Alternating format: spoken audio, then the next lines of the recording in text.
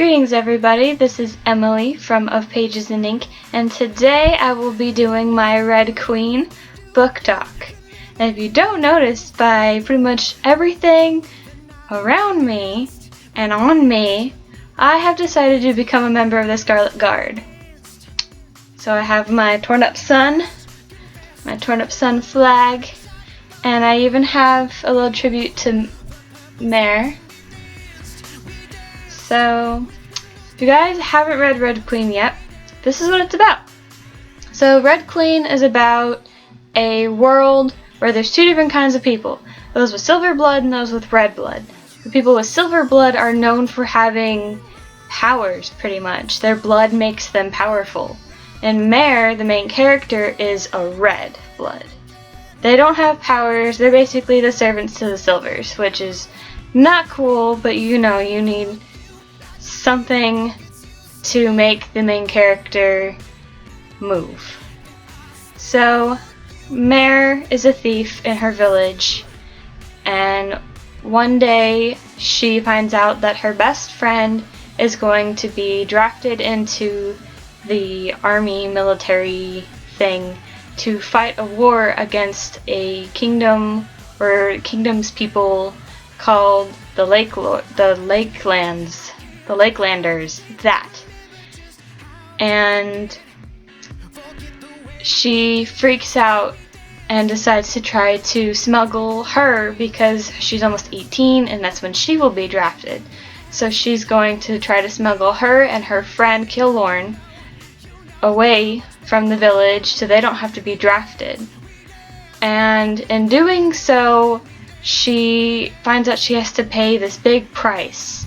And somehow she finds herself working in the castle, or the palace of the king and his family, and there's this big event that day where all the noble daughters are going to compete for the hand of the princes, and Mare finds herself in the middle of that. And all along this, there's a group called the Scarlet Guard who plans to basically take over and do the best they can to make the Reds not slaves anymore. So with that very poorly done summary, I will now begin to talk about the book. So if you haven't read it, I would go now. And if you have read it and you want to hear me rant about this book, please stay.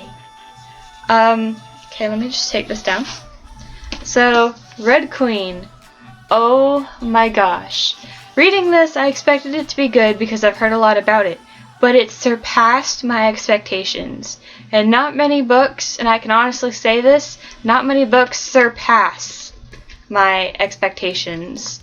And this did. So many people were like, oh, it's so much like things I've read or things that you guys would know. And people didn't, I guess, think that it was unique enough in itself, and there are elements from other kinds of stories that I have read, especially The Hunger Games. But, in its own way, having different elements from different kind of stories makes it its own. And it's beautiful, and it's wonderful, and I want to tear Maven's heart out and stab it with a dagger. I am not happy. I was sitting there the whole time like, please don't let Maven be bad. Please don't let Maven be bad.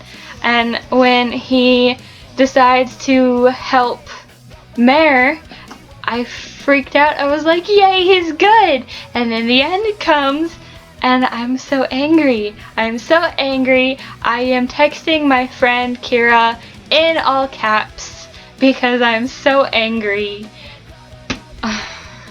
Maven, I will kill you. I need the second book. I need it. Oh my gosh. The ending though, I kind of knew that one certain character. I mean, you guys, if you're still watching, have probably read it, so you know who I'm talking about, but still. I had a feeling he was alive because there was no body found, and it wasn't a live execution or anything that could show us that he's dead. If you don't show us he's dead, he's not dead. So I was pretty sure that he was alive. Even though at the beginning I was like, I knew he'd be dead, so I don't know what my thinking throughout that was. But, you really feel for the characters in this book, don't you? Like, Mare's, her need to help her people and to make things right, and her need to just be a red proudly, and the way she's so, I don't really want to say sassy because she's not like Magnus Bane level sassy, but she's got her moments where like, you're kind of snarky, I like you. Cal makes me mad quite a bit, but it's not too terrible. Killorn reminds me of Gale, which makes me not like him very much, but I can put up with him. Trying to think of things I can say that isn't just, oh my god, this book. I'm really excited for the second one. I really am. I really need to know where this goes. I'm really excited, especially to find out all the different powers that these new red supers have, because they're not like anything the silvers have. Like, Shade can teleport. Teleport. That's awesome, and I don't think any silvers can do that because there's no like thing in there that's like the teleporters or the movers or something. They have different names. Like, waters are nymphies or nymphs or something like that. And I mean, that kind of makes sense. Silencers or silence, you can mute people's powers. Like, there's so much, and it's so cool. Like, Victoria Aveyard put so much thought into this world and into the characters, not even the main characters, and that's barely done. Most of the time, they're side characters, and you sweep them out of your mind, you're like, they're not important. And there's so many side characters in this book that are important, and even just the magnitude of this world blows my mind. It's huge, even though it's like contained in this one area. It's huge. Like, Victoria Aveyard puts so much thought into this book. She's so talented. I'm pretty sure this is her debut novel. If I'm wrong, then I need to track down her other books. But if I'm right, she's brilliant. She's brilliant. And just to kind of show you guys what I got inside this book is a signature from Victoria Aveyard. Hello! Yeah! So much. This book is so good, you guys. So good. I love almost all the characters, except obviously for Maven, because like I said, I want to tear his heart out with a dagger, or even just with my hand, just tear into his chest, pull it out, and stab it, because he doesn't deserve happiness. He doesn't. The Queen actually kind of is on par with Levana from the Lunar Chronicles series on her greatness for being an antagonist, because I hate her so much that she makes a great protagonist. Like the Darkling, you hate him. He's a great antagonist. He's one of my favorite villains.